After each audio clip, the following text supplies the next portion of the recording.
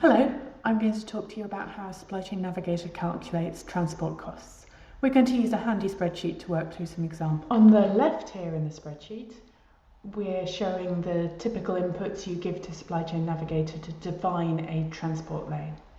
So in each of these examples we'll work through, we are transporting the product solar panels from Factory 1 to DC 1 in the period 2021 along a mode of transport we are calling primary truck.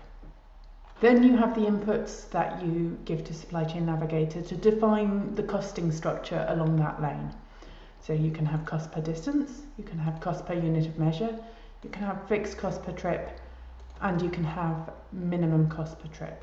Some of these costings also require an average drop size. That's the inputs for Supply Chain Navigator.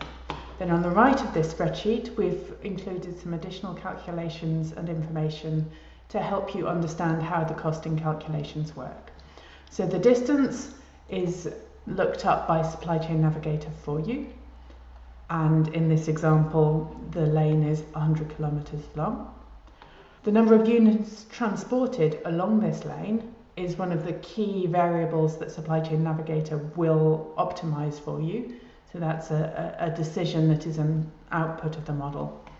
And another output of the model is how much it costs to transport those lanes, which we've done the calculation here for you. And in order to help you understand that calculation better, we've also calculated the number of trips and the cost per trip. Let's start with a nice easy one. Cost per unit of measure. You multiply the cost by the number of units of product flowing. So in this example, we have a cost of €2 per unit of measure multiplied by 100,000 units of product flowing for a total model cost of 200,000 units. You don't have to specify an average drop size here because it doesn't matter. It costs the same whether it's 100,000 trips with 1 unit each or one big trip with 100,000 units or somewhere in between. Next, cost per trip. You do have to specify an average drop size here, and the fixed cost per trip is the cost for a single trip with that many units on it. Behind the scenes, Supply Chain Navigator converts this to a cost per unit. If one trip of 260 units costs €200, then each unit costs €200 divided by 260 units, which is 77 cents. The total cost for the 100,000 units of product flowing is €77,000. Or if you like to think of it another way, there are 384.6 trips of 260 units each. Each trip costs €200, so the total cost is 384.6 times 200, which is €77,000. You'll notice you can't really send a fraction of a truck. You might like to think of this as an average number of trips. Sometimes it's 384, sometimes it's 385, on average it's in between. Cost per distance is short for cost per distance per trip. In this example, each trip of 260 is costed at €1.5 per kilometre, and if it's 100 kilometres from the factory to the DC, that's a cost of €150 per trip. And for our 384.6 trips, that makes a total of €57,000.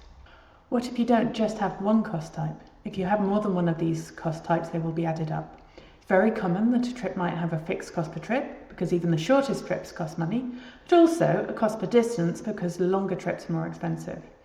Here you can see we have a cost per distance, a cost per unit, and a cost per trip. The resulting total cost for the full 100,000 units is the sum of the previous 3 examples. The last cost type I'll cover is minimum cost per trip. If the other costs in the categories are more than the minimum, there's no additional costs. If the minimum cost is more than the trip cost of the other 3, then you use the minimum cost instead. In this example, you combine the cost per distance, the cost per unit of measure, the fixed cost per trip. It gives you a cost per trip of 870 in total. If your minimum cost per trip is lower than this, say 500, you take the cost per trip from the other 3, 870. If the minimum cost per trip is more than the total of the other 3, You ignore the other three and just use the minimum cost per trip. That's all the basic cost types on the transport cost tab. Some more advanced cost types such as rate card are covered in the advanced module.